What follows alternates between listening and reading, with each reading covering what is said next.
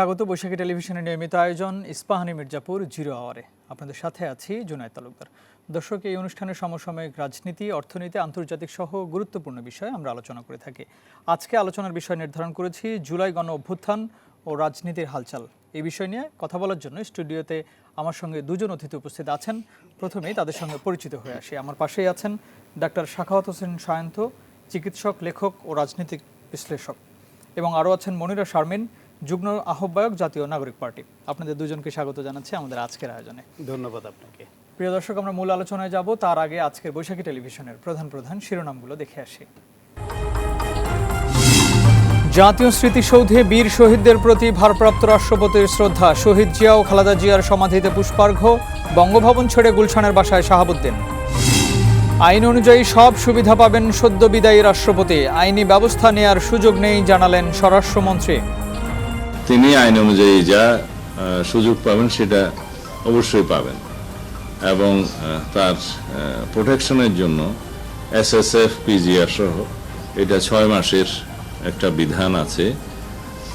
সেটা 6 মাসের তিনি তাদের সুযোগ পাবেন, মানে প্রোটেকশনের সুযোগ পাবেন। বেনজিরকে ফেরানোর সর্বোচ্চ চেষ্টায় সরকার। আধুনিক সেনাবাহিনী গড়তে মেধা ও শৃঙ্খলাকে সর্বোচ্চ গুরুত্ব দেওয়ার আহ্বান প্রধানমন্ত্রীর। গুরুত্বপূর্ণ অবদান রাখায় বাহিনীর প্রশংসা। গেল 15 বছরে ধ্বংস হয়েছে দেশের অর্থনীতি, জানালেন স্থানীয় সরকার মন্ত্রী। চলতি অর্থ বছরে রপ্তানি লক্ষ্যমাত্রা $63 বিলিয়ন। এবং ট্রাইব্যুনালে কক্সবাজারের কাউন্সিলর একরাম হত্যার বিচার শুরু। আসামি হাসিনা সহ 19 জন, পরোয়ানা 13 জনের। আজকে ফরমাল চার্জ দাখিল করলাম। মাননীয় ট্রাইব্যুনাল অত্যন্ত আবেগ আপ্লুত হয়ে তারা এই ভিডিও ফুটেজটি দেখেছেন এবং এই আসামিদের বিরুদ্ধে ট্রাইব্যুনাল অভিযোগ আমলে নিয়েছেন। ইয়ামিন হত্যায় 8 জনের বিরুদ্ধে পরোয়ানা। দর্শক, শিরোনামগুলো শুনছিলেন। আমাদের অনুষ্ঠানটি বৈশাখী টেলিভিশনের পাশাপাশি ইউটিউব চ্যানেল এবং ফেসবুক পেজেও সরাসরি সম্প্রচারিত হচ্ছে। আপনারা সংযুক্ত থেকে আপনাদের মতামত জানাতে পারেন। আমরা আলোচনা করব জুলাই গণ অভ্যুত্থান ও রাজনীতির হালচাল। প্রথমে জুলাই গণ অভ্যুত্থান নিয়ে একটু আলোচনাটা শুরু করতে চাই মনিরা শারমিন আপনাকে দিয়ে। আজকে 26 জুলাই যাচ্ছে। আমরা 26 জুলাইয়ের কথা যদি একটু চিন্তা করি, সেই দিন গণস্বাস্থ্য নগর হাসপাতাল থেকে 3 জন সমন্বয়ককে ডিবি পুলিশ উঠিয়ে নিয়ে যায় তাদেরকে। এবং সেই সময়ের যে ঘটনাগুলো আমরা যদি একটু বলি, 3 জন সমন্বয়ক, পরে আরও 2 জনকে নিয়ে যাওয়া হয় ডিবি অফিসে, এবং স্বরাষ্ট্রমন্ত্রী সেই সময় বলেছিলেন যে তাদের নিরাপত্তার জন্য উঠিয়ে নিয়ে যাওয়া হয়েছিল। আমি যদি একটু জানতে চাই যে সেই দিনের কথা যদি আপনি একটু ছোট করে আমাদেরকে বলেন। ধন্যবাদ। যারা দেখছেন তাদের শুভেচ্ছা এবং আমার সহআলোচক শান্ত ভাইকে শুভেচ্ছা। যদি বলি যে জুলাই গণ অভ্যুত্থানে একটা টার্নিং পয়েন্ট হচ্ছে আজকের এই দিন 2024 সালে। সেটা হচ্ছে যে যখন আসলে নিরাপত্তাজনিত ইস্যু দেখিয়ে এই সমন্বয়কদের তুলে নিয়ে গেল। আমি আমার ব্যক্তিগত কিছু অভিজ্ঞতা বলতে পারি। তার আগের দিন আমাকে জনাব নাহিদ ইসলাম তিনি আমাকে মেসেজ করেছিলেন যে আন্দোলন চালানোর জন্য কিছু মানে ফান্ডিং দরকার, আমাদের বন্ধুবান্ধব যারাই আছে কিছু টাকা পয়সা যাতে আমরা তুলে দিই, কারণ এই ব্যানার বানানো এই সব কাজকর্মের জন্য কিছু টাকা পয়সা দরকার। তো এরপরে আমি বেশ রাতে দিয়েছিল, তো পরে হচ্ছে আমি যখন এটা রিপ্লাই করার পরে দেখি কোনো রেসপন্স নাই। আমি ফোন দেওয়ার চেষ্টা করছি, মানে কোনোভাবে যতটুকু আর কি ইন্টারনেট পাচ্ছি, যখনই যোগাযোগ করবার চেষ্টা করছি কিন্তু কোনোভাবে যোগাযোগ করতে পারছি না। পরে আমাকে আরেকজন বললেন যে তাদের তো ডিবি অফিসে তুলে নিয়ে গেছে। তো সেই সময়ে দেখা গেছে যে যারাই হলো তাদের সাথে যোগাযোগ করবার চেষ্টা করছিল তারা আবার এখানে সন্দেহভাজনের তালিকায় তাদেরকে খোঁজা হচ্ছিল তারা কারা, কেন যোগাযোগ করছে। তো এটা একটা ঘটনা যেটা আমার এখনো মনে আছে। এবং এরপরে আমরা যেটা করছিলাম সেটা হচ্ছে যে এই ডিবি অফিসে তুলে নিয়ে যাওয়া এবং সেখানে তাদের আসলে যে ডিটেনশনে রাখা হয়েছে সেটা স্বীকার না করা, এবং পরিবারগুলোর তখন খুবই খারাপ অবস্থা। তো যে নাহিদ ইসলামের মা থেকে শুরু করে যারাই আসলে আমাদের সমন্বয় ছিল তাদের পরিবারের সাথে একটা যোগাযোগ রক্ষা তখন করতে হয়েছে আমাদের। এবং খুব গুরুত্বপূর্ণভাবে আরেকটা বিষয়ের কথা বলি, সেটা একটু কয়েকদিন পরের ঘটনা, কিন্তু তারপরেও তখন আসলে আমাদের শিক্ষক যারা আর কি ছিলেন। আমরা যদি বলি যে তানজিমউদ্দিন খান, আসিফ নজরুল স্যার, ওনাদের সাথে আমরা একটা যোগাযোগ করবার চেষ্টা করি যে স্যার এই মুহূর্তে ওনারা যদি একটু কথা বলেন, বা যেহেতু ডিবি অফিসে তুলে নিয়ে যাওয়ার পরে তারা বলছিল না, ঠিকঠাক তথ্য দিচ্ছিল না, এবং তাদেরও কিন্তু জানানো হচ্ছিল না বাইরে কি ঘটনা ঘটছে। তো সেই জায়গা থেকে ওই সমন্বয়ের কাজগুলো আসলে আমরা করছিলাম, যাতে শিক্ষকরা ডিবি অফিসে গিয়েছিলেন। মানে আমাদের পরিকল্পনাটা এরকম ছিল যে আমরা মানে এখন আমার মনে আছে যে আমি তানজিম স্যার এবং সামিলা লুৎফা ম্যামের সাথে কথা বলছিলাম, ওনাদের বলছিলাম যে আপনারা গেলে হয়তো কাজ হবে না, আপনাদের কথা হয়তো শুনবে না, কিন্তু আপনারা যে গেছেন এটাই একটা হচ্ছে মিডিয়া প্রেশার তৈরি করবে, এবং আপনারা গেছেন, আপনারা ডিবি অফিসের সামনে গিয়ে দাঁড়িয়েছেন, এবং আপনার ছাত্রদের মুক্তির জন্য আপনারা গেছেন, অভিভাবক হিসেবে আপনারা যদি একটু যান। তো পরবর্তীতে সেটা হয়েছিল, সেখানে তাদের তো অপমানজনক আচরণ করা হয়েছিল, ডিবি হারুন তাদের সাথেও খারাপ ব্যবহার করেছিলেন, এবং সে গাড়ি থেকে নামেইনি শিক্ষকরা ওখানে দাঁড়িয়ে থাকার পরেও। কিন্তু সেটার ফলে যে একটা প্রচ্ছন্ন একটা চাপ তৈরি হয়েছিল, এটা তখন একটা কাজে দিয়েছে। এবং এই সময়ে আমাদের কিন্তু আরও কয়েকজন সমন্বয়ক, আমি যদি বলি যে আব্দুল কাদের, মাহিন সরকার এবং হচ্ছে রিফাত রশিদ, তখন কিন্তু তারা কিন্তু পরবর্তীতে সেকেন্ড লেয়ারে যে তারা আসলে আন্দোলনটা চালিয়ে যাওয়ার জন্য তারা যেখানে ছিল সেখান থেকে আসলে আন্দোলনটা চালিয়ে যাওয়ার একটা বার্তা তারা দিয়েছে। এবং এখানে একটা বিষয় খুবই গুরুত্বপূর্ণ যে তখন কিন্তু এইটাই হচ্ছে সেই সময়টা যখন আন্দোলনটা আসলে শুধুমাত্র এই ফার্স্ট লেয়ারের যে নেতারা তাদের হাতে ছিল না, এটা ছড়িয়ে পড়েছিল ছাত্র জনতার মধ্যে। এবং আপনার মনে থাকবার কথা, তখন কিন্তু যে কোনো জায়গা থেকে প্রত্যেককেই কিন্তু এরকম ভিডিও বার্তা দেওয়া শুরু করলো যে আমি সমন্বয়ক, কয়জনকে আসলে ধরবে। তো এই যে একটা মানে এর আগে এটা কিন্তু আমাদের সেই সময়টা কিন্তু বেসরকারি বিশ্ববিদ্যালয়ের একটা বড় ভূমিকা ছিল, এটা আপনার কাছ থেকে এসে শুনবো। কিন্তু তার আগে আমি একটু সাক্ষাৎ হোসেন শান্ত আপনার কাছ থেকে একই জিনিসটাই জানতে চাই যে এটা কি টার্নিং পয়েন্ট, যেমন মনিরা শারমিন বলছিলেন যে সমন্বয়কদেরকে গ্রেফতার করে উঠিয়ে নিয়ে যাওয়া, সেখানে পুলিশ বলছিল না যে আসলে তারা কোথায় আছে। যখন বিভিন্ন জায়গা থেকে প্রেসার শুরু হলো, তখন হয়তো তারা বললেন যে আসলে আমরা তাদেরকে উঠিয়ে নিয়ে আসি নাই, তারাই নিজেরা এসেছেন, তাদের নিরাপত্তাহীনতায় তারা ভুগছিলেন। এবং ভাতের কথা যেহেতু বললেন, সেখানেও কিন্তু আমরা দেখেছি যে তাদেরকে খাওয়ানো হচ্ছে এবং ছবি উঠানো হচ্ছে, এবং তাদের কাছ থেকে মুচলেকাও নেওয়া হয়েছিল যে আন্দোলনটি আর হবে না, বা তারা এই আন্দোলন আর করবেন না। যদি একটু জানতে চাই আপনার কাছ থেকে। আপনাকে ধন্যবাদ জানাই। তখন আপনি কোথায় ছিলেন? আপনি কি জেলে নাকি? তখন আমি জেলে ছিলাম। আপনি জেলে ছিলেন। আপনাকে ধন্যবাদ জানাচ্ছি, এবং সেই সঙ্গে মনিরা শারমিন আমার সহ আলোচক এবং যারা শুনছেন সবার জন্য শুভেচ্ছা রইল। এই 26 তারিখ শেষ হয়ে গেল, তো মানে 27 চলে আমরা এখন 27 আছি। এই 26 তারিখে আমার তখন জেল জীবন 10 দিন পূর্ণ হয়ে গেছে। আমাকে 17 তারিখে শহীদ আবু সাইদ, ওয়াসিম সহ 6 জনকে যে 16 জুলাই হত্যা করলো, তার পরের দিন 17 জুলাই একটা গায়েবানা জানাজায় অংশ নিতে যাওয়াতে বায়তুল মোকাররম মসজিদের গেট থেকে আমাকে অ্যারেস্ট করা হয়। ফলে এই সময় আমার 10 দিন জেল জীবন অলরেডি হয়ে গেছে। ফলে বাইরের খবরটা জানার জন্য অবলম্বন ছিল আমাদের অন্য আসামিদের দুজনের রুমে বিটিভি ছিল, টেলিভিশন ছিল, টেলিভিশনে বিটিভি ছাড়া দেখা যায় না। সুতরাং বিটিভি দেখা আর সরকারের প্রেস নোট দেখা তো একই কথা ছিল। আর আমি সৌভাগ্যক্রমে আমার রুমে একটা রেডিও নিতে পেরেছিলাম। ফলে রেডিওতে আমি FM বেসরকারি রেডিওগুলোতে আমি কিছু নিউজ পেতাম। আর একটা রেডিও চ্যানেলে সকালবেলা ওই দিনের প্রকাশিত সংবাদ মাধ্যমের হেডলাইনগুলো ধরে তার বিশ্লেষণ হতো, ওইখান থেকে মোটামুটি চিত্রটা একটু পেয়ে যেতাম। পাশাপাশি সংবাদপত্র, যদিও প্রতিদিনই ডিভিশনে যারা থাকেন সংবাদপত্র দেওয়ার নিয়ম, কিন্তু ওই ক্রাইসিসের সময় আমাদের সংবাদপত্র বন্ধ করে দেওয়া হয়েছিল, সেটাও ছিল না। তো অন্য কোনো আসামিরে গেলে তাদের সঙ্গে করে আনা, অথবা ওই পরিচিত কাউকে বলে পত্রিকা আনা, ওই থেকে কিছুটা জানতাম। ফলে এই সময় জেলে তো প্রতিটা দিনই আমাদের এই একই আলোচনা, একই উৎকণ্ঠা যে এইবার যদি হাসিনার এই ফ্যাসিবাদের পতন না হয়, এইবার টিকে গেলে আমাদের কারাবাসও দীর্ঘায়িত হবে, দেশের কি হবে, সব অনিশ্চিত। হ্যাঁ, সেই অবস্থার মধ্যে এই যে ওদেরকে তুলে নিয়ে গেল 5 জনকে, এবং তারা ছবি তুলে সেটা দিল, স্টেটমেন্ট দিতে বাধ্য করছে, ঠিক ওই সময়টার মধ্যেই 26 তারিখ বা 2-1 দিন পরেও হতে পারে, বরিশালের এক সমন্বয়ক বিশ্ববিদ্যালয়ের সে এই আন্দোলন উইথড্র করার স্টেটমেন্ট করলো। ময়মনসিংহের বিশ্ববিদ্যালয়ের একজন ছাত্র সমন্বয়ক, সে কিন্তু এরকম একটা স্টেটমেন্ট দিল। এইরকম এগুলো যখন আসলো না, তখন আমরা এখানে খানিকটা হতাশ হয়ে পড়েছিলাম।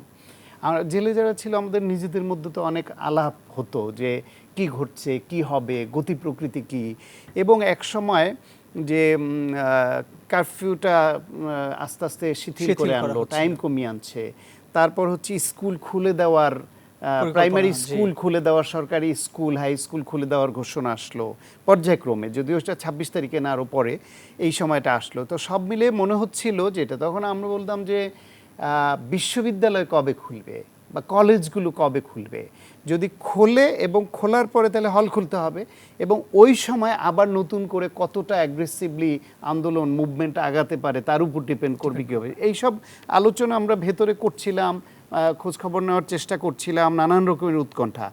কিছুটা হতাশ হয়ে পড়ছিলাম যে এই যে 5 জনকে নিয়ে গেল, তারা তাদের জোর করে তাদেরকে স্টেটমেন্ট করাচ্ছে, এটা কিন্তু কোনো তথ্য প্রমাণ ছাড়াও মনে করা সহজ ছিল যে এটা ইচ্ছাধীন না। এবং ওর সময়ই 2-1 জন আবার নতুন করে তারা আবার নেতৃত্বে এগিয়ে নেওয়ার চেষ্টা করলো। আব্দুল কাদের সম্ভবত ওই সময় একটু ফ্রন্ট লাইনে আসলো, তার নামটা আমরা শুনছিলাম। হান্নান মাসুদও সম্ভবত ওই সময়টায়, এরকম আরো কারো কারো নাম আমরা তখন শুনছিলাম ওই আলোচনায় বা পত্রিকার সংবাদ মাধ্যমে। কিন্তু এইরকম একটা অবস্থা ছিল, জেলে থাকার কারণে ওই সময় খুব বিস্তারিত জানার তো সুযোগ ছিল না। এটা কি আপনি টার্নিং পয়েন্ট মনে করেন কিনা, যে আসলে আন্দোলনটাকে আরো বেশি বেগবান করেছে, হয়তো বা মানুষের সম্পৃক্ততা বেড়েছে, যে তাদেরকে যখন অ্যারেস্ট করা হলো এবং তথ্য দেয়া হচ্ছিল না, সেই সময়টা আরো মানুষ বেশিভাবে অনেক বেশি ক্ষিপ্ত হয়ে গিয়েছে সারা দেশে? এইটা 2 রকমের রিয়াকশন আছে। ওই যে আমি বললাম যে আমরা তো কেউ ভেতরে যারা ছিলাম আমরা হতাশ হয়ে পড়ছিলাম যে 5 জনকে আটকে দিল, অন্য নেতারা আন্দোলন থেকে সরে যাওয়ার আহ্বান জানালো, যে তাদের দাবি পূরণের আশ্বাস দিয়েছে সরকার, এরকম। তার মানে হচ্ছে গিয়া দালাল তৈরি করতে একদিকে হলো গিয়া এরকম আন্দোলন নেতৃত্ব দেওয়া 5 জনকে তারা কনফাইন করে ফেললো, আবার অন্যদের মধ্যে তাদের দালাল তৈরি করতে সক্ষম হয়ে গেল, যারা স্টেটমেন্ট করছে যে সরকার দাবি মানার আশ্বাস দিয়েছে, তাই তারা আন্দোলন থেকে সরে যাচ্ছে। ফলে আমাদের মধ্যে এক ধরনের হতাশাও ছিল। আবার ওদেরকে আটকেছে, এটা অন্যায়ভাবে আটকেছে, তাতে হয়তো বাইরে ফিল্ডে কারো কারো রাগও তৈরি হয়েছে।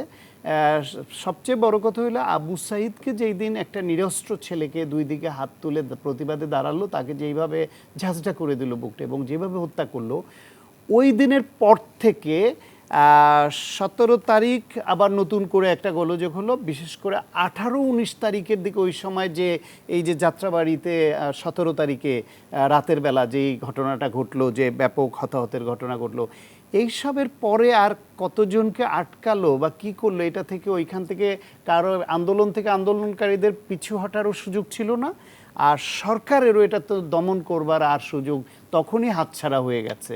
ফলে এই 5 জনকে নেওয়ায় আন্দোলনে কিছুটা ভুল বুঝাবুঝির সৃষ্টি হয়েছে, কিন্তু সাধারণ মানুষের এবং প্রাইভেট বিশ্ববিদ্যালয়ে যখন একাত্ম হয়ে গেছে, তখন আর কিছু করার ছিল না। বিশেষ করে ইংলিশ মিডিয়াম স্কুলের ছাত্রছাত্রীরা যখন যুক্ত হয়ে গেল, শিশুরা যুক্ত হয়ে গেল, গৃহবধূরা যুক্ত হয়ে গেল। প্রাইভেট বিশ্ববিদ্যালয়ে কারা পড়ে, ইংলিশ মিডিয়ামে কারা পড়ে, উচ্চ মধ্যবিত্ত এবং এলিট ক্লাসটা পড়ে। তো যে সেনাবাহিনী, যে পুলিশ অফিসার যারা গুলিটা করবে, ও যখন তাকিয়ে দেখে যে এখানে তো আমার ছেলে আছে, আমার মেয়ে আছে, আমার ভাগ্নে, আমার আত্মীয় আছে, কার উপর গুলিটা করব, তখন বেসিক্যালি সেনাবাহিনীকে হাসিনার ব্যবহার করতে পারলো না। পুলিশকে আগে যতটা যেভাবে ব্যবহার করেছে ওইভাবে সব ক্ষেত্রে হয়তো পারলো না। যে যখন একজন পুলিশ অফিসার, আপনার মনে আছে যে আমরা জেলে থাকতে এই সংবাদ শিরোনাম পেয়েছি, একজন পুলিশ অফিসারের সন্তান গুলিবিদ্ধ হয়ে লাশ মর্গে গিয়ে পেয়েছিল, এবং সে তখন লিখেছিল কতটা গুলি লাগে একজনকে মারতে, এই প্রশ্ন আইজিপিকে করেছিল তিনি। ফলে এই যে একজন পুলিশ অফিসারের নিজের সন্তানের গুলিবিদ্ধ লাশ দেখে যে অনুভূতি, এই অনুভূতিটা কিন্তু ছড়িয়ে পড়লো সবার মধ্যে। ফলে মানে 5 জনকে আটকালো না, কি করলো, এটা খুব বড় কোনো ম্যাটারই করতে পারেনি। আমি একটু মুনিনা শারমিন আপনার কাছ থেকে বেসরকারি বিশ্ববিদ্যালয়ের কথা শুনছিলাম, যে সেই সময় তারা যখন বিশ্ববিদ্যালয় থেকে, বেসরকারি বিশ্ববিদ্যালয়ের ছেলেমেয়েরা যখন বেরিয়ে আসলো, আন্দোলনটা নিশ্চয়ই একটু অন্যদিকে চলে গেল। সেই সময় সমন্বয়করা 5 জন ডিবির হেফাজতে ছিলেন, তারপরে আমরা আব্দুল কাদের সহ আর অনেকেই এগিয়ে আসতে দেখলাম।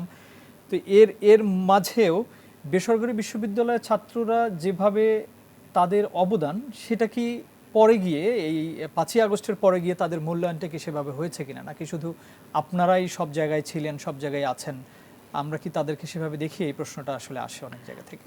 না, প্রথমত তাদের অবদান তো আসলে স্বীকার করতে হবে, কারণ এখানে যখন আসলে 5 জনকে ডিবি হেফাজতে নিল, এরপরে তো এই আন্দোলনটা ঢাকা বিশ্ববিদ্যালয় কেন্দ্রিক বা পাবলিক বিশ্ববিদ্যালয় কেন্দ্রিক আর ছিলই না।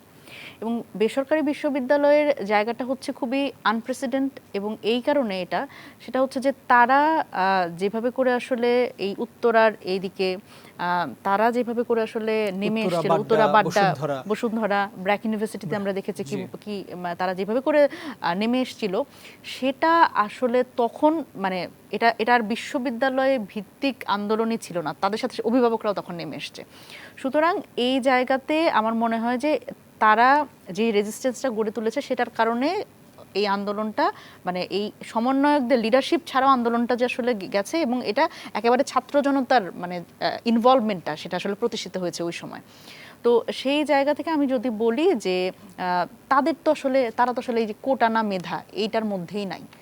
তাদের কিন্তু বেসরকারি বিশ্ববিদ্যালয়ে যারা, তাদের আমরা সবসময় দেখেছি আন্দোলন সংগ্রামে একটু কম নামতে, কারণ তাদের হচ্ছে এই যে রাজনীতি, ছাত্র রাজনীতি এইসবের মধ্যে তারা কখনো থাকে না। তো সেই সময় সরকারি চাকরি তারা মাথা কম ঘামায় সেই জায়গা থেকে।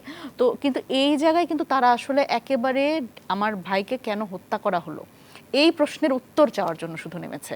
এবং একজন সরকার প্রধান সে আসলে যা ইচ্ছা তাই করতে পারে না, কারণ আমি যখন কথা বলছি 2024 সালে এই 26শে জুলাই পর্যন্ত 210 জন তখন কিন্তু শহীদ, তখন কিন্তু এই ম্যাসাকারগুলো অলরেডি অনগোয়িং, এবং এরকম করে পাখির মতো মানুষ মারা হচ্ছে। এইটার জবাব চাইতে আসলে তারা নেমেছে। আমি যদি বলি যে ওই সময়ের পরে আমরা যখন বৈষম্যবিরোধী ছাত্র আন্দোলন 5 আগস্টের পরে যখন আমরা তাদের সাথে কথা বলছিলাম, বেসরকারি বিশ্ববিদ্যালয়ের এই আন্দোলনটা কিন্তু আমাদের যদি বলি ঢাকা বিশ্ববিদ্যালয় থেকে তো আমরা যথেষ্ট সংগঠিত হয়ে নেমেছিলাম, তাদের কিন্তু আসলে সংগঠিত ওই ফোর্সটা এরকম সংগঠিত ছিল না। কারণ বেসরকারি বিশ্ববিদ্যালয়ে আপনি দেখবেন ব্র্যাক ইউনিভার্সিটির সমন্বয়ক কয়েকজন, তারপরে ইস্ট ওয়েস্টের কয়েকজন, অস্টের কয়েকজন, তো এদের মধ্যে আসলে নিজেদের মধ্যে আসলে সমন্বয়টা ওরকম ছিল না, বা সবাই সবাইকে চিনতো না। এটা পরবর্তীতে হয়তো আমরা বৈষম্য বিরোধী ছাত্র আন্দোলনে যারা বেসরকারি বিশ্ববিদ্যালয়ের যারা সমন্বয়ক ছিল তাদের যখন আমরা একসাথে করেছি তখন সেটা হয়তো খানিকটা পরিচিত হয়েছে। যেহেতু সংগঠিত ছিল না, এখানে লিডারশিপ নিয়ে একটা অসুবিধার জায়গা ছিল, কারণ আমরা কেউ কাউকে চিনতাম না। কিন্তু পরবর্তীতে কিন্তু তাদের আমরা যুক্ত করেছি, এবং এখনো আমি যদি বলি রাজনীতিতে তাদের আগ্রহের কথা, তারা কিন্তু রাজনীতি বিমুখ না। আমি এখন বলবো যে অন্তত 2024-এর এই গণ অভ্যুত্থানের পরে বেসরকারি বিশ্ববিদ্যালয়ের যারা স্টুডেন্ট বা তাদের কিন্তু আপনি রাজনীতি বিমুখ বলতে পারবেন না। তারা রাজনীতিতে আসছে, হয়তো তাদের এই ওয়েক আপ কলটা হয়তো এইটার মাধ্যমে হয়েছে, কিন্তু এটা আমি আশাবাদী তারা রাজনীতিতে। অনেকেই বলেন যে তারা আসলে সেই সময়ের যে জুলুম নির্যাতন সেটার বিরুদ্ধে তারা নেমেছিলেন। আপনি যেমনটি বলছিলেন যে আমার ভাইকে কেন মারা হলো সেই প্রশ্নের উত্তর নেওয়ার জন্য, আবার তারা পড়ার টেবিলে ফিরে গিয়েছেন, আর আপনারা হচ্ছেন রাজনৈতিক দল গঠন করেছেন। আমি একটু স্বাগত শান্ত আপনার কাছ থেকে জানতে চাই, ওই দিনই যেমনটি উনি বলছিলেন যে এই যে মানে ইতোমধ্যেই অনেকেই হতাহত হয়েছে, 200-র বেশি, সেই সময়ের প্রধানমন্ত্রী ঢাকা মেডিকেল কলেজে আহতদের দেখতে গেলেন, গিয়ে সেখানে মানে আমরা দুই রকমের কথা শুনেছি। সেখানে যেমন তিনি গিয়ে বলেছিলেন যে এরা সবাই জঙ্গি, ছাত্র দল এবং ছাত্র শিবিরের লোকজন, তাদের চিকিৎসার কথা বলা হয়েছিল সেই সময়, এবং অনেকেই এটাও বলেছেন যে আসলে উনি চিকিৎসা যেন না করা হয় সেই বিষয়টাও বলা হয়েছিল। আপনি কি জেল থেকে বের হওয়ার পরে এই বিষয়ে আপনার কোনো কিছু জানতে পেরেছিলেন কিনা? জেল থেকে বের হওয়ার পরে আজকে আপনার এই বিষয়ে আলোচনা হবে জানলে আমি একটা বই সঙ্গে করে নিয়ে আসতে পারতাম। সেটা হলো আমি বের হওয়ার পরে জুলাই গণঅভ্যুত্থান ও জেল জীবনের উপরে আমি একটা বইও লিখেছি, যেটা বিদ্যাপ্রকাশ থেকে বের হয়েছে, এবং ওইটায় টাইমলাইন ধরে প্রতিদিনকার ইভেন্টগুলো সংবাদ মাধ্যম ঘেটে খুঁজে ওগুলো আমি রেখেছি, যে কত কারা মিছিল করেছে, কি হয়েছে, পুলিশ কোথায় লাঠিচার্জ করেছে, কতটা গুলি হয়েছে, নিহত হয়েছে, সব তথ্যগুলো ওই বইতে আছে। ফলে এই দিনে কী ঘটেছে সেটা ওই বইতে আছে। ফলে এটা লিখতে গিয়ে আমি জেলে থাকলেও আসার পরে ওইটা লিখতে গিয়ে যেহেতু এই সংবাদ মাধ্যম ঘাটতে হয়েছে, ধারণা পেয়েছি এবং কলিগ বিভিন্ন জায়গায় আলাপ করেছি। এরকম হয়েছে যে বাংলাদেশ মেডিকেল বিশ্ববিদ্যালয়, পিজি হাসপাতাল নামে সবাই যেটাকে চিনে, তখন বঙ্গবন্ধু শেখ মুজিব মেডিকেল বিশ্ববিদ্যালয় নামে ছিল, সেইখানে চিকিৎসা নিতে যাওয়া আহতদেরকে চিকিৎসা দেওয়া হয় নাই। ঢাকা মেডিকেলে বার্ন অ্যান্ড প্লাস্টিক সার্জারি এই বিভিন্ন জায়গায় যারা চিকিৎসা নিতে গেছে তাদের অনেককে চিকিৎসা দেওয়া হয়নি। বিএনপি এবং জামায়াতপন্থী বা বামপন্থী কোনো কোনো চিকিৎসক, মানবিক চিকিৎসক যারা, তারা ঝুঁকি নিয়ে চিকিৎসা দেওয়ার চেষ্টা করেছেন, অনেককে চিকিৎসা দিয়েছেন। সেই ক্ষেত্রে তারাও বৈরিতার মুখে পড়েছেন এবং তারা নানান ক্ষতির আশঙ্কা করেছেন, বৈরিতার মুখেই চিকিৎসা দিয়েছেন। প্রাইভেট হসপিটালগুলো বরং অনেক জায়গায় উদ্যোগী হয়ে বা ঝুঁকি নিয়ে মধ্যম মানের প্রাইভেট হসপিটাল, যেগুলা স্টার লেভেলের প্রাইভেট হসপিটাল না, মধ্যম মানের প্রাইভেট হসপিটালগুলো কিন্তু ঢাকাতে সবচেয়ে বেশি সার্ভিসটা দিয়েছে। সরকারি হাসপাতালে অনেকে মামলার ভয়ে অথবা ভুল চিকিৎসা না দেওয়া বা দিয়ে তাদের কষ্ট পাওয়া, ঝুঁকি, এইসব কারণে অনেকে যেত না। কেউ কেউ এইখানে গেছে আবার এই যুদ্ধে আহত হয়েছে, সেইটা লুকিয়ে তারা রোড অ্যাক্সিডেন্ট বা অন্য কোনোভাবে আহত হয়েছে এই কারণ হিসেবে লিখে চিকিৎসা দিতে হয়েছে। ফলে যারাই চিকিৎসাটা দিয়েছেন তাদের অভিজ্ঞতাও কিন্তু ভয়াবহ। তারা যদি এই শেখ হাসিনার পতন না হতো তাহলে ওই চিকিৎসক, স্বাস্থ্যকর্মীরা সাংঘাতিকভাবে ক্ষতির সম্মুখীন হতেন। এমনকি বাংলাদেশ মেডিকেল বিশ্ববিদ্যালয়ে এইখানে আন্দোলনকারী একজনকে ধরে নিয়ে ভেতরে পিটিয়ে মেরে ফেলা হয়েছে, এই ঘটনাও ঘটেছে। ফলে বাংলাদেশে শেখ হাসিনার অনুগত যারা ছিল, তার ভৃত্যের মতো আচরণ করেছে যারা, তারা চিকিৎসক হলেও চিকিৎসকের মতো আচরণ ছিল না। তারা লেখক, কবি, সাহিত্যিক, শিল্পী হলেও সেই মানবিক মন ছিল না। তারা প্রত্যেকেই যেন এক একটা শেখ হাসিনার অনুগত খুনিতে পরিণত হয়েছিল। জি, আমরা বিরতিতে একটু যাব। একটা জিনিস আমি একটু যোগ করে শেষ করি এখানে, যেটা বলছিলেন যে বেসরকারি বিশ্ববিদ্যালয়ের ছাত্ররা তারা দায়িত্ব শেষ হয়ে ফিরে গেছে, সবার ক্ষেত্রে বিষয়টা ওইরকমও না। ঢাকা বিশ্ববিদ্যালয়ের মধুর ক্যান্টিনে এই বৈষম্য বিরোধী ছাত্র আন্দোলন, এদের যখন ছাত্র সংগঠন হয় তখন নেতৃত্বকে কেন্দ্র করে কিন্তু বেসরকারি বিশ্ববিদ্যালয়ের শিক্ষার্থীদের বঞ্চিত করা হয়েছে। সেটা নিয়ে আমরা আন্দোলন দেখেছি, সেখানে তাদের মধ্যে হাতাহাতি হয়েছে, সংঘর্ষ হয়েছে। সুতরাং এইখানে তারা যথাযোগ্য জায়গা পায়নি, এই অভিযোগটা একেবারে উড়িয়ে দেওয়ার মতো। ধন্যবাদ আপনাকে। আমরা বিরতির পর এসে মনিরা শারমিন আপনার কাছে যাব। প্রিয় দর্শক, ইস্পাহানি মির্জাপুর 0 নিচ্ছি ছোট্ট একটি বিরতি, ফিরছি কিছুক্ষণ পর।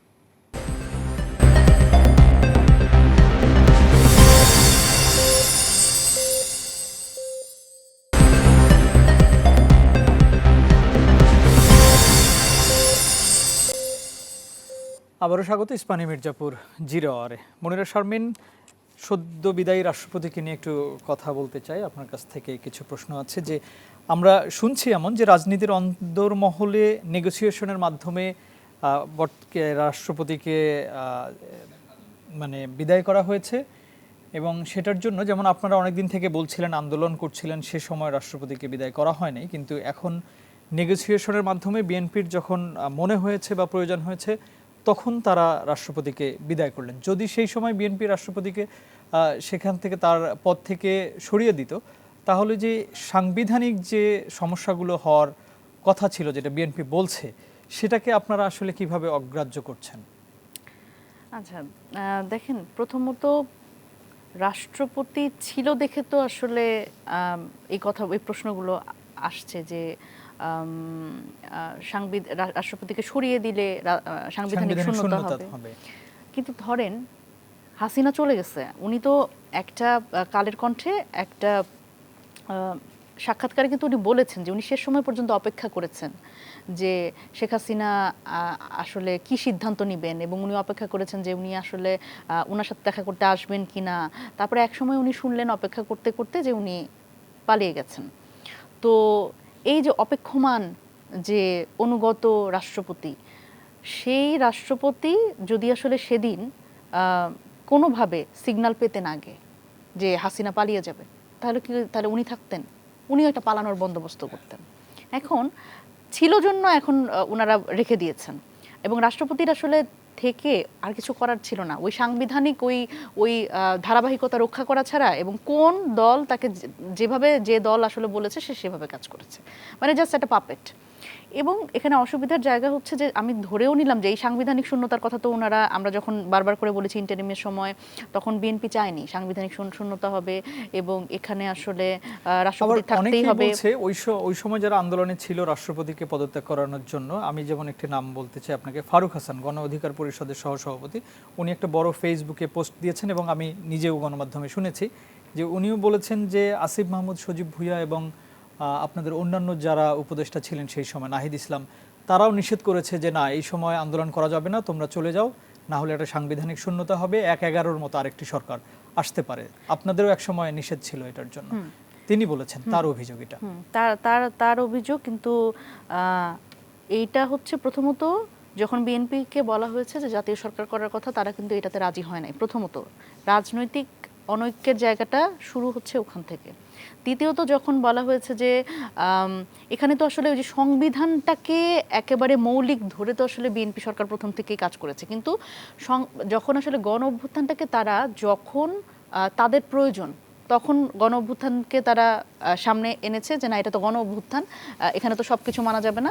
আবার এমন অনেক ঘটনা কিন্তু ঘটেছে যেটা সংবিধানের বাইরে হয়েছে, যেমন 90 দিনের মধ্যে তো আসলে নির্বাচন হওয়ার কথা ছিল, সেটা তো হয়নি।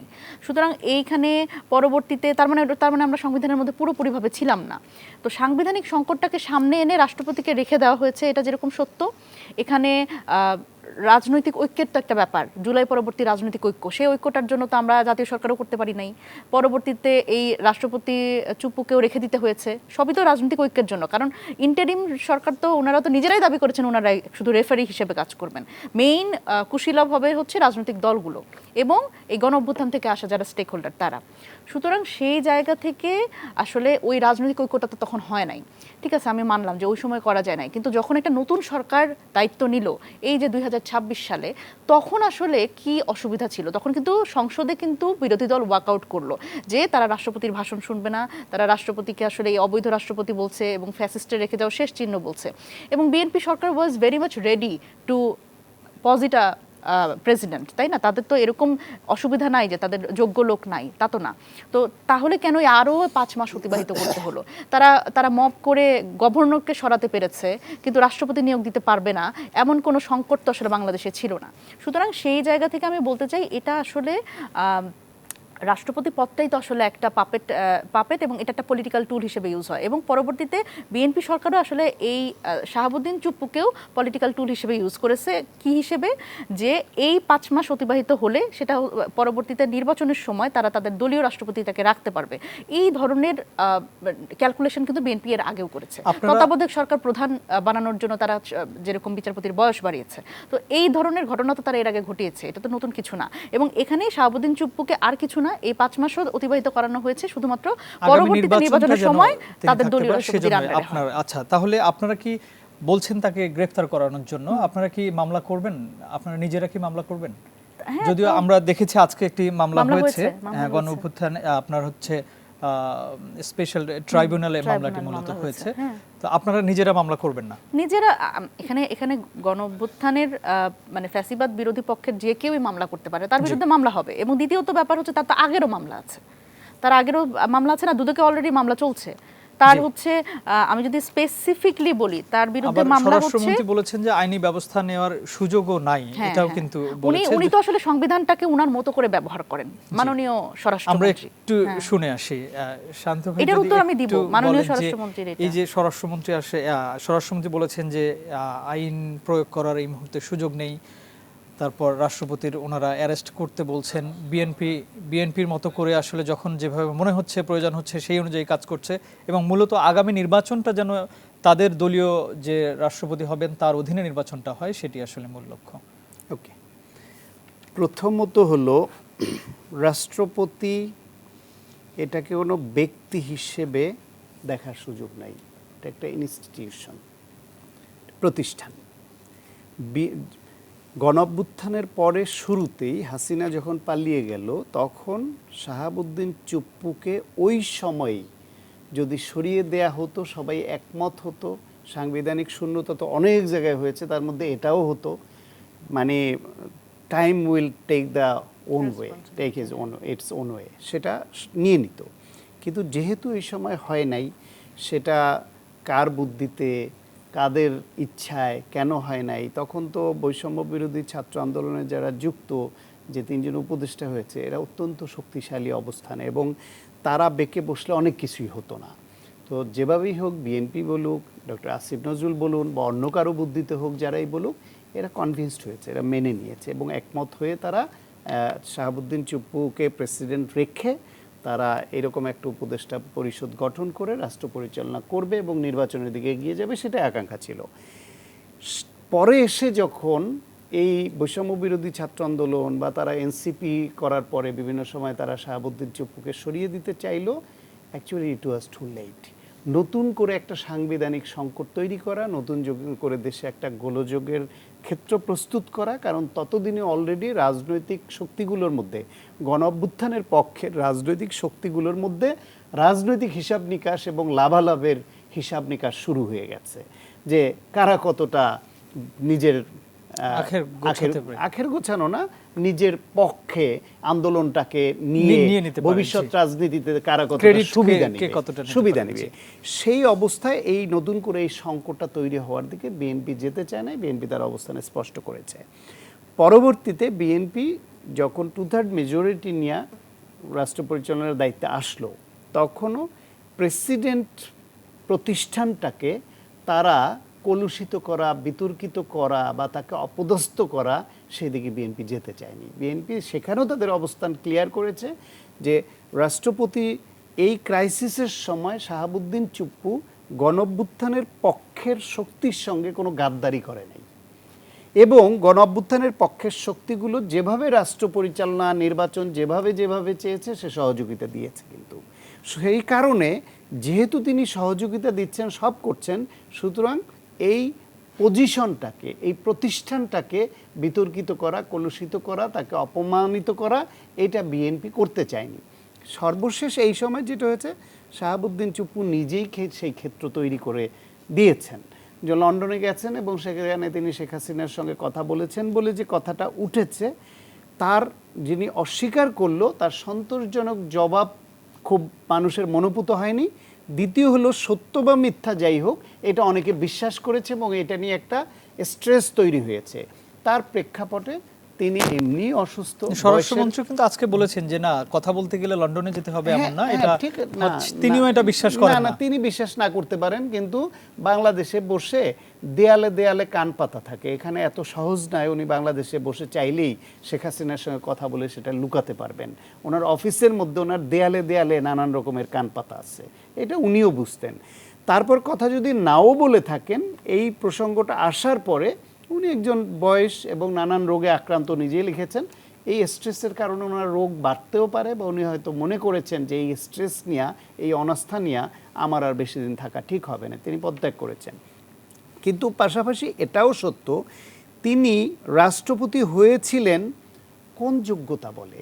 শেখ হাসিনার মন জয় করা। এই তো শেখ হাসিনার মন জয় করা কোনো সহজ নৈতিক পথে সম্ভব নয়, এটা আমরা জানি।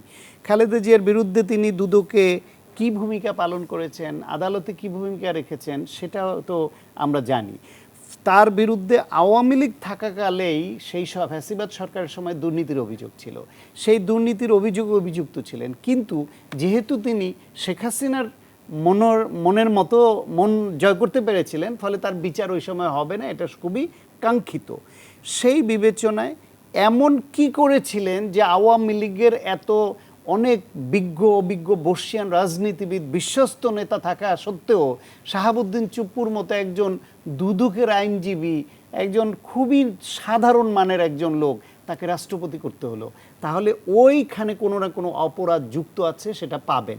রাষ্ট্রপতি যখন হয়েছেন 51 1 2 3 তাকে একটা সুরক্ষা দিয়েছে, সেই সুরক্ষাটা তিনি যতদিন রাষ্ট্রপতি আছেন ততদিনের জন্য, এটাই এখন আইনজীবীরা বিভিন্ন জন ব্যাখ্যা দিচ্ছেন, সংবিধান বিশেষজ্ঞরা। এবং রাষ্ট্রপতি পদ থেকে সরে আসার পরে তিনি রাষ্ট্রপতি থাকা অবস্থায় যদি আইন বিরোধী কোনো কাজ করেন, পরে সেটারও বিচার হতে পারে। হোসেন মোহাম্মদ এরশাদ রাষ্ট্রপতি ছিল না, ক্ষমতা অবৈধভাবে দখল করেছিলেন, কিন্তু 86 88-তে 52টা নির্বাচন হলো, অবৈধ নির্বাচন হলো, তার মাধ্যমে বৈধতা তো নিয়েছিল। তার থেকে জঘন্য নির্বাচন তো শেখ হাসিনা করে শেখ হাসিনা ক্ষমতায় ছিল। তাহলে শেখ হাসিনার 14 পরবর্তী আমল এবং এই 2 নাম্বারই করে বিনা ভোটে রাতের ভোটে ক্ষমতা থাকা, আর এরশাদের রাষ্ট্রপতি থাকা, তা নিয়ে কোনো বিভেদ আছে? তাহলে সে এরশাদকে বিচারের মুখোমুখি হতে হয়েছে না, তাকে জেলে যেতে হয়েছে না? সুতরাং সুনির্দিষ্টভাবে যদি ওইরকম কোনো অভিযোগ সামনে আসে, তাহলে তাকে গ্রেফতার করা যাবে না বলে আমাদের স্বরাষ্ট্রমন্ত্রী যেটা দিচ্ছেন, এইটাও কতটা আইনসম্মত হবে সেটা সংবিধান বিশেষজ্ঞরা বা আইনজীবীরা ভালো বলতে পারবেন। কিন্তু আমাদের সাধারণ জ্ঞান বলে হোসেন মোহাম্মদ এরশাদকে যদি 90 পরবর্তী সময়ে গ্রেফতার করা যেতে পারে, সে রাষ্ট্রপতি থাকা অবস্থায় এই খুনের নির্দেশদাতা, দুর্নীতি করা, সেই সব কারণে, সুতরাং এখনকার কোনো রাষ্ট্রপতিকে যাবে না এমন নয়। তবে শুধুই মাত্রই আক্রোশের বশে অপ্রমাণযোগ্য কোনো অভিযোগে এটা বিএনপি হয়তো করতে আইনমন্ত্রী চায় না। সেটাই বলেছেন ফলে যে এটা তারা আদালতে দেখবেন, যাক, জি। আদালতে এটা বিচারে যদি তিনি দোষী প্রমাণিত হন, নিশ্চয়ই তার সাজা হবে। জি, ধন্যবাদ আপনাকে। আমরা আবারও একটা বিজ্ঞাপন বিরতিতে যাব। প্রিয় দর্শক, ইস্পাহানি মির্জাপুর জিরো আওয়ারে নিচ্ছে আরও একটি ছোট্ট বিরতি। ফিরছি কিছুক্ষণ পর।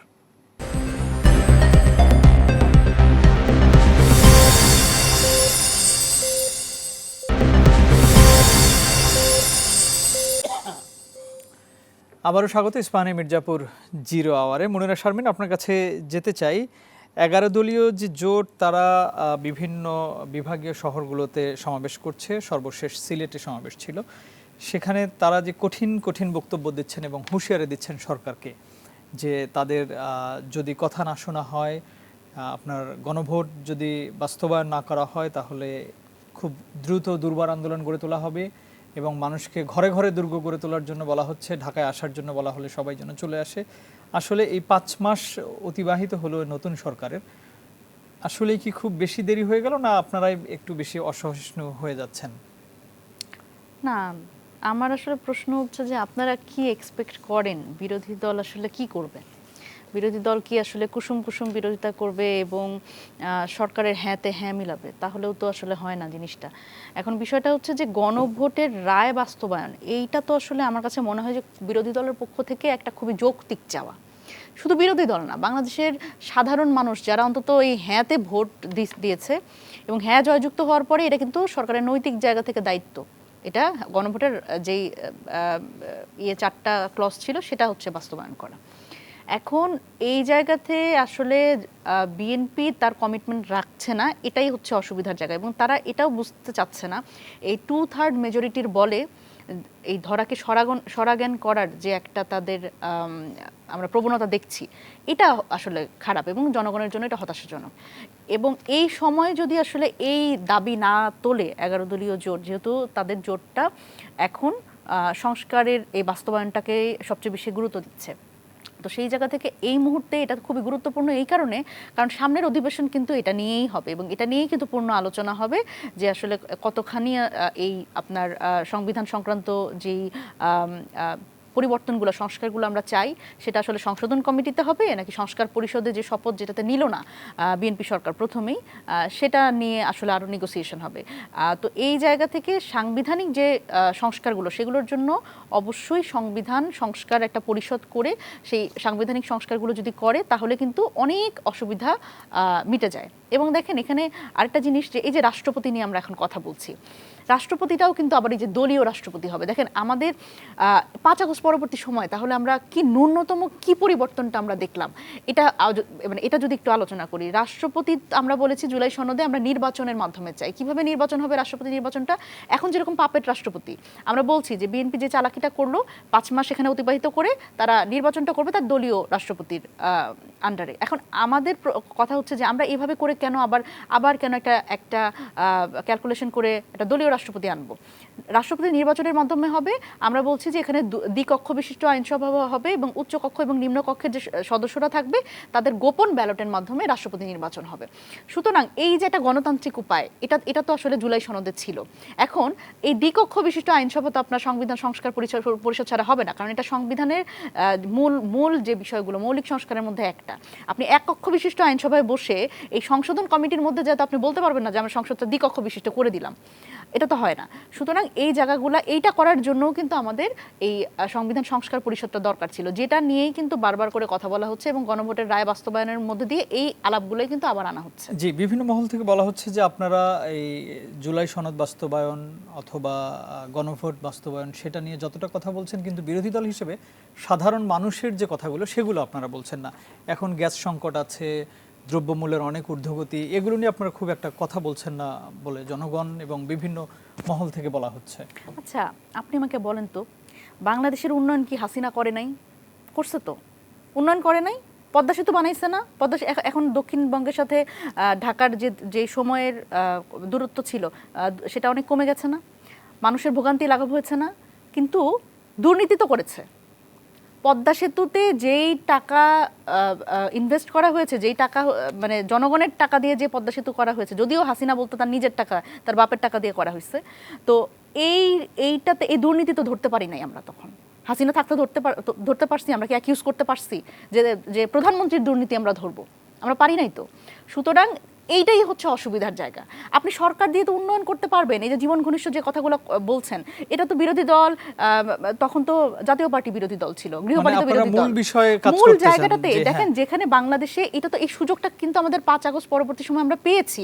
আমার মনে হয় শান্ত ভাই এখানে একমত হবেন যে আমাদের এই মুহূর্তে যে সুযোগটা আমরা পেয়েছি, একটা গণ অভ্যুত্থান, এতগুলো মানুষের জীবন আমাদের যে সুযোগটা দিল, কেন আমরা রাজনৈতিক দলগুলো, কেন দলীয় এজেন্ডাকে সামনে রেখে আমরা এই সংস্থাগুলো করতে পারবো না? আমরা শান্ত ভাই আমরা একটু সময় কম পাবো, আপনার একটু এবারে কম হবে সময়টুকু, যদি আপনি বলেন। আমি আর প্রশ্ন করে সময় নষ্ট করছি না। ডেফিনেটলি জুলাইয়ে এই যে এত লোকের জীবন গেল এবং 16.5 বছর ধরে বিএনপির অনেক নেতাকর্মী গুম খুনের শিকার হলো, এক্সট্রা জুডিশিয়াল কিলিংয়ের শিকার হলো এবং আন্দোলন করতে গিয়ে তারা এত নিপীড়নের মুখে পড়লো। বিএনপি মহাসচিবের মতো এত সজ্জন, এত ভদ্র, এত স্বচ্ছ একজন নেতা, এত বড় দলের মহাসচিব, তাকেও ছাড়লো না। 100-র উপরে মামলা এবং কতবার জেলে নিল, কতটা অপদস্থ করতে হবে। এবং খালেদা জিয়ার মতো নেত্রী, তাকে বিনা বিচারে বিনা দোষে কারাগারে রেখে মৃত্যুর দিকে ঠেলে দিল, সব করলো।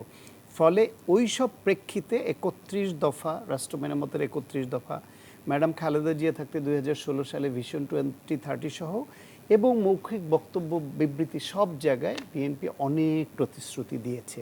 যেই প্রতিশ্রুতিগুলা রাষ্ট্রের পক্ষে যায়, জনগণের পক্ষে যায়, গণতন্ত্রের পক্ষে যায়। এখন বিএনপিকে জনগণ ভালোবেসে 2/3 মেজরিটি দিয়েছে, কিন্তু 2/3 মেজরিটিটা ভুলে গিয়ে বিরোধী দলে থাকতে বিএনপি যেসব প্রতিশ্রুতি দিয়েছিল আওয়ামী লীগের দ্বারা নিপীড়িত হয়ে, সেইগুলি মাথায় রেখে যতটা সম্ভব করা সেদিকে এগিয়ে যাওয়া দরকার। অন্য কারো বুদ্ধিতে যেন এখান থেকে সরে না যায় বা লাভ লসের হিসাবে।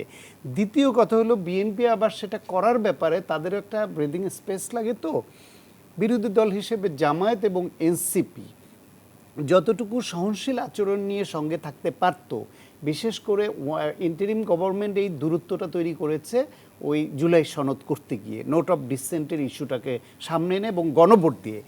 এখনও সুযোগ আছে। জুলাই সনদে বিএনপি সর্বশেষ যে কথাটা বলছে যে জুলাই সনদ অক্ষরে অক্ষরে বাস্তবায়ন করব। জুলাই সনদের নোট অফ ডিসেন্টগুলো বাদ দিয়া বাকি যা থাকে তার মানে মেজর জায়গাগুলোর 50% ইমপ্লিমেন্ট করা গেলে এই বাংলাদেশ বদলে যাবে। হ্যাঁ, বিরোধী দলগুলো বিএনপির ওই স্ট্যান্ডটাকে সামনে নিয়ে হইলো সর্বশেষ হাতিয়ার হিসেবে বলুক এই কমিটিতে ঢুকে যে ঠিক আছে জুলাই সনদ অক্ষর অক্ষরে বাস্তবায়ন করবেন, আপনারা বলছেন তো কত দিনের মধ্যে করবেন, টাইম ফ্রেম দেন। এবং এইগুলা বিশেষ করে গুম কমিশন, দুদক, এই বিচার বিভাগ সচিবালয় সহ গুরুত্বপূর্ণ যে ইস্যুগুলো আছে, রাষ্ট্রপতি নির্বাচন কিভাবে হবে, উচ্চকক্ষ কিভাবে হবে, ঠিক আছে। এখন তো ধরেন আপনি যেটা মনিরা যেটা বলছিল যে বিএনপি এই রাষ্ট্রপতি নির্বাচন উচ্চকক্ষ হলেও রেশিওতে সে বিএনপি 2/3 যেহেতু পেয়ে গেছে, ওইখানেও তারা এই মেজরিটি পাবে, সাধারণ সংখ্যাগরিষ্ঠতা পাবে, নারী তো তাই পাবে। ফলে এইবার বিএনপির জন্য রাষ্ট্রপতি নির্বাচন বলেন, যা কিছু গোপন ব্যালটে হোক, কোনো কিছুতেই বিএনপিকে তা ঠেকানো যাবে না, তাদের যারা চায় সেটাই হবে। কিন্তু একটা নীতিমালা হয়ে যাক, আইন হয়ে যাক, নিয়ম হয়ে যাক, সংবিধান পরিবর্তনটা হয়ে যাক, সেটা সংশোধন। এই যে শেষ কথাটা বলি, ওরা সংস্কার ছাড়া ওরা নড়তে চায় না, বিএনপি সংশোধন ছাড়া নড়তে চায় না। এই যে জুলাই সনদের ক-খ 2টি অধ্যায়ের প্রথম অধ্যায়ের শিরোনামটাই হচ্ছে সংবিধান সংশোধন সাপেক্ষে সংস্কার। আপনি সংবিধান সংশোধন সাপেক্ষে সংস্কারের জন্য কমিটি, এই কমিটি করে দিয়ে আপনারা এই যে যারা সংস্কার চায় তোরা তাদের সংস্কার শব্দও থাকলো, যারা সংশোধন চায় সেটাও থাকলো, সবাই মিলে করে ফেলুক না। আমাদের দরকার পরিবর্তন। এই ইগোয়েস্টিক অবস্থানে থেকে বিরোধী দল আমরা কমিটিতেই ঢুকবো না, আর বিরোধী দলগুলো আবার একই ভুল করবে না, এটা করা উচিত। সাধারণ মানুষও চায় যে বিশেষ করে গুম কমিশন থেকে শুরু করে বিচার বিভাগ সচিবালয় পৃথকীকরণ। জি অবশ্যই আপনাদের দুজনকেই অসংখ্য ধন্যবাদ স্টুডিওতে এসে আজকে আমাদেরকে সময় দেওয়ার জন্য। প্রিয় দর্শক, ইস্পাহানী মির্জাপুর জিরো আওয়ারে এই ছিল আমাদের আজকের আয়োজন। আগামীকাল অন্য কোনো বিষয় এবং অতিথি নিয়ে আবারও দেখা হবে। সে পর্যন্ত ভালো থাকবেন। শুভরাত্রি।